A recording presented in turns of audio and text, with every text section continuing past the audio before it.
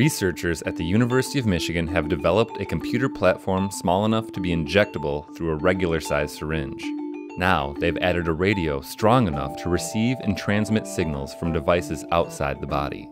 This could be a huge step towards early detection for irregular heartbeats or for monitoring glucose levels in diabetics. So what we've been making is tiny little computers that can be implanted and it can monitor things. We have incorporated in our system a radio. Typically in the past, we've only been able to go a couple centimeters of distance. That's really small, like this far. Now, what we've done here is made a new type of antenna that can go much longer distances, but it's still small enough that it can be put inside a syringe. This is a bidirectional radio, so we can talk to it and it can talk to us. And in fact, some of our innovation was how to do that efficiently. This radio was specifically designed to talk through tissue. Electromagnetic radiation, which is how radios typically communicate, doesn't go through tissue, but magnetic fields do. And so we use magnetic fields to communicate, which is similar to something like near-field communication, like what's used in Apple Pay. The initial test, the initial bring up and verification of the devices is done on a benchtop.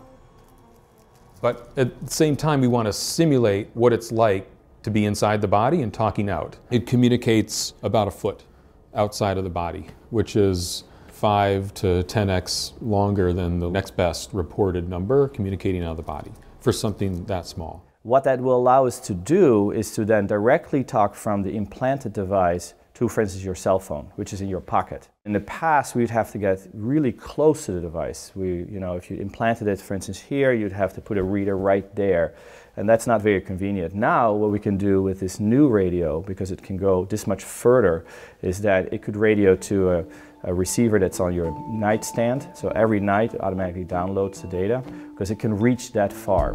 We get emails from people all the time. This is great, I have this disease or that disease, and is there something that this device can do for that? And that's what drives us on in our research.